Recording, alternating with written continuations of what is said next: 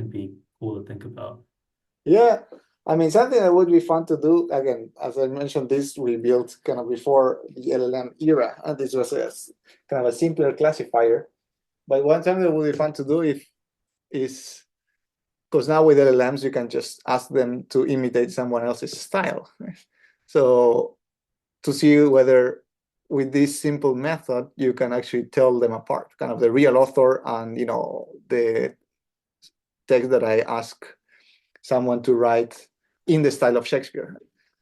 I would imagine that a lot of that style will be actually in the choice of the content words, and maybe you can still tell them apart based on these function words and how the sentences are structured. But actually, I don't know. That actually would be a nice exercise to do at some point. Yeah. Mhm. And moving on, you have a background in industrial engineering. How would you say Mhm. that influenced your approach to research in network theory and data science? Yeah, so industrial engineering back in Argentina, I would say it's quite a bit of business and management oriented, to be honest, and that's what I thought I would be doing for the rest of my life. I was quite a bit into business, managing consulting. I actually worked on that for a year, and then I realized I actually like the academic setup and thinking long and hard about problems, and that's where I went back and did my PhD. But in any case, kind of that more of that broader, maybe somewhat management businessly like mindset helped me through these years. I would say in several ways. Uh, First of all, now as a PI, you manage a research team of around 10 people. So having some management skills, I think, helps in handling any human group. Um, and then talking about businesses, actually, so right now this is a very special time because now I'm with two partners that actually come from a consulting background. We're starting a startup right now based on AI. I can tell you a bit more about it, but yeah, and then the kind of thinking in terms of startup, thinking in terms of applications of the things that we're doing that can be business related. That is also something that I think I got back from my industrial engineering background. That's awesome. I'd love to hear what your startup is about. Yeah, so it's called Acumen with a Q, so Acumen. And the idea is to do an AI-based kind of solution for knowledge workers in general. Kind of our first product will be for consulting, again, because my two partners come from consulting background, and then they worked in startups with kind of consulting background. Um, and in consulting, there's a lot of time that it's spent doing due diligence and doing models on Excel and kind of these large spreadsheets that are very prone to errors. So what we are building essentially is an chatbot, kind of LLM-based due diligence tool where if you want to do market sizing, for example, first of all, you would just chat with this bot. It will guide you through the process. You kind of make assumptions. You will think about how to segment a market and so on, and then it will just spit an Excel sheet with all the model built in, so that people can kind of spend time where there's more value to it, just thinking about assumptions, thinking about actionable outputs, and not having to spend a lot of low value time in kind of building these models, and which are again prone to error. Something similar to coding copilot, but for consulting, something like a consulting copilot. So now just in coding, you maybe don't have to worry about getting the syntax right, because you get a copilot to help you with that, but you can think about high level about the flow of your program, what you're building. Well, the same thing, but for consulting, so that you can actually spend time thinking about what's really worth it, and automate the rest of the process. Yeah, for sure. I know with like code copilots, like I've been using GitHub Copilot for like Mhm. the last like couple months, and like with the low level time as you mentioned, it's like, for example, with like React, like making like styling an element or doing like some small stuff. Having like Copilot do that for me is like huge, just so I can like focus on the actual more like functionality and features. And Mhm. hearing like that use case of consulting is really cool. So I'm actually curious, like, does it actually like output Excel sheets? Yes, yes. I mean, probably later on we'll try to move maybe away from that. But right now, since that's kind of the standard in the industry, yes. So the idea is to maybe not to change the standards right now, but to actually help people, but still use the same standards. Maybe down the road we might even think about okay, you want to change the standards, and what you want is maybe something more dynamic, where you change things there on the fly. But yeah, so right now indeed we kind of it spits an Excel sheet kind of with very standard formatting for due diligence tasks. Here, a lot of the techniques that we try to use is, hallucination has to be reduced to zero essentially, or to very, very minimal, because, people will be making decisions for several hundreds of millions maybe on this spreadsheet. So of course you hallucinations want to bring it to the minimum. And a lot of the guardrails and kind of the program around the LLM itself is built towards that. Um, but yes, absolutely. And then if you do some kind of market sizing, and later on you want to say, okay, now I want to maybe segment the market a different way, you don't have to start from scratch. It's just like talking for a minute with this chatbot, and then bam, you get a whole new spreadsheet for that. So yeah, so this is kind of what we're aiming for. Yeah, it sounds great. I'm looking forward to see how that goes. And Yeah, actually, I think we should be. Yeah, so I think in Acumen.ai, I think we're already live for that.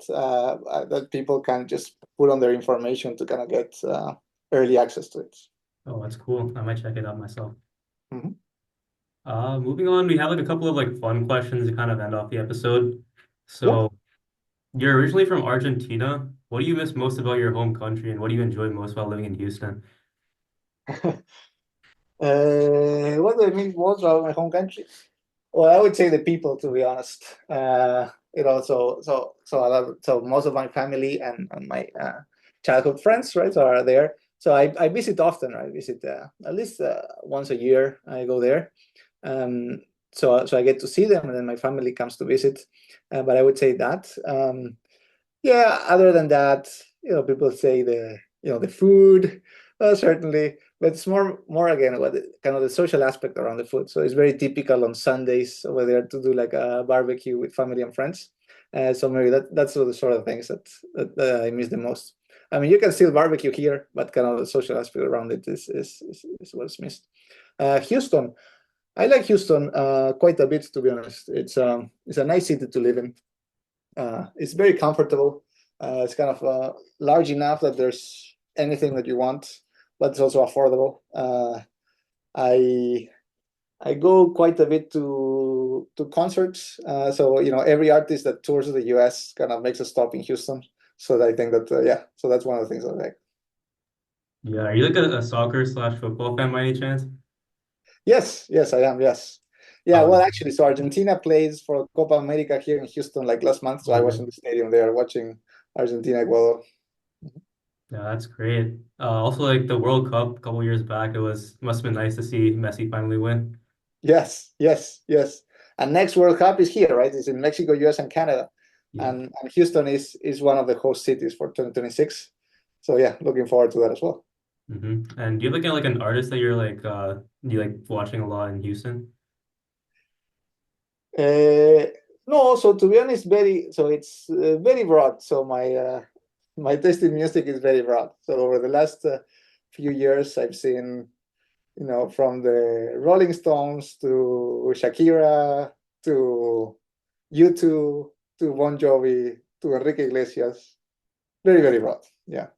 Mhm. Wow, that's nice. Yeah, I like having or exploring different genres of music too. It's nice. Mhm. Outside of your academic work, what are some of your other hobbies or interests? Well, so now, so I have a 1-year-old daughter, so that takes quite a bit of my time. It's fun uh, to play with her. So now she's learned how to walk and started to learn how to talk. So it's a pretty fun age. You also have to be very on top of her just to make sure that she doesn't kill herself because she has no idea about danger. So I would say that hanging out with my wife and daughter and dog is part of my hobby. Um, and then over the last 2 years, I actually picked up chess quite a bit. So I enjoy playing chess online. I'm not very good at it, and I started playing in my 30s, but still now it's something that I enjoy. I enjoy a lot actually.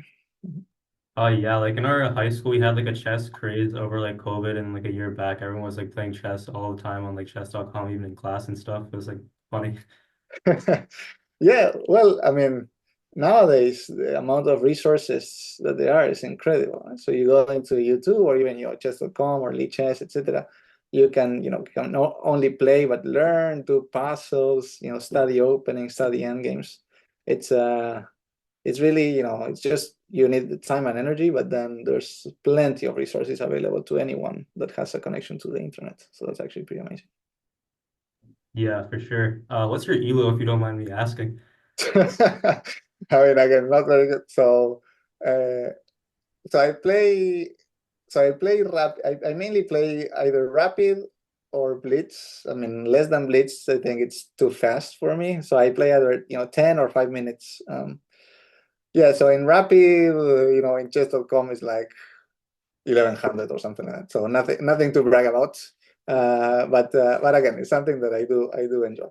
Like in lead chess, which is more inflated, I think it's something between 15 and 1600. But again, so kind of a median or 60, 70 percentile, something like that. Nothing too crazy. That's still pretty good. I was around like 900 to 1,000 back Well, when I there you go. played. I mean, kind of similar. Yeah, Yeah. maybe once more, but yeah, something similar to that. Mhm. hmm if you could instantly become an expert in any area outside of your current field, what would it be and why? Uh-huh. Well, it could be chess, right? I would just enjoy, you know. So and right now the chess Olympiad is there, right? So that would be awesome. But yeah, but then related to work, um, I would say maybe some of the quantum stuff, to be honest. So I tried to pick up a little bit quantum information processing a year ago. Um, and kind of with mixed results and mixed feelings. But I think part of that was maybe for me not being absolutely on topic. So if you could tell me, tomorrow you would just know everything that has been published on this field, then I think that would be an exciting field to contribute to. I mean, I loved uh, quantum physics when we studied in undergrads back then. Uh, and I never kind of worked on it. Uh, but if we can do some sort of, for example, machine learning for quantum or quantum ML itself, that sounds like super cool. So that would be one thing that I would like to be more versed in.